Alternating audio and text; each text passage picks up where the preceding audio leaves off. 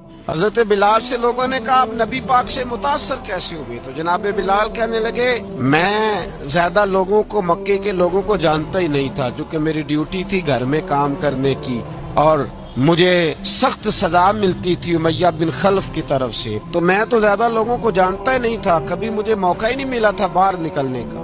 حضرت بلال کہتے ایک دن مجھے بخار چڑھ گیا بڑا تیز، میں لوگوں کو جانتا نہیں تھا، فرماتے مجھے تیز بخار چڑھ گیا تو ٹھنڈ بڑی سخت تھی، میرے مالک نے مجھے کئی کلو جو دیے پیسنے کو چکی پہ، کہتے میں بیمار تھا تو میں نے کچھ دوائی لی جو اس وقت موجود ہوتی تھی، تو میں نے ایک لحاف لیا، دودھ پیا تو مجھے نیند آ گئی، جب میں سویا تو میرا مالک آ گیا، اس نے آ کر کے مجھے سوئے ہوئے دیکھا تو کھینچ کر کمبل اتارا، کہنے لگا اب تیری سزا یہ ہے کہ تو کھلے میدان میں بیٹھے گا، وہاں چکی پیسے گا، اور دوسری سزا یہ ہے کہ تجھے قمیص پہننے کی بھی اجازت نہیں۔ حضرت بلال کہتے ہیں تیز بخار، ٹھنڈ کا عالم، اور جب میں چکی پیس رہا تھا تو رو رہا تھا۔ سیدنا بلال حبشی رضی اللہ تعالیٰ عنہ فرماتے ہیں میرے دروازے کے قریب سے رسول پاک گزرے اور مجھے ہائے ہائے کرتے دیکھا تو دستک دی، میں نے کہا کون ہے؟ دروازہ کھلے آ جاؤ۔ محبوب اندر آئے تو پوچھنے لگے کیوں رو رہے ہو؟ میں نے کہا جاؤ اپنا کام کرو،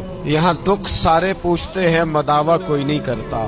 کہتے ہیں میں نے سخت جملے کہے معاذ اللہ، حضور چلے گئے، جب حضور جا رہے تھے تو میں کہہ رہا تھا بس جا رہے ہو نا، میں نے پہلے ہی کہا تھا جاؤ۔ کہتے ہیں قربان جاؤں، تھوڑی دیر گزری تو اللہ کے رسول کے ہاتھ میں گرم دودھ کا پیالہ تھا، کھجوریں تھی، حضور تشریف لائے اور کریم رسول نے مجھے کھجوریں دی، دودھ پلایا اور کہا چل جا کمبل میں بیٹھ جا۔ تو میں نے کہا چکی کون پیسے گا؟ وہ تو بڑا مارے گا۔ مصطفیٰ کریم نے فرمایا تو بیٹھ رضائی میں اور آج تیرے حصے کی چکی میں پیسوں گا۔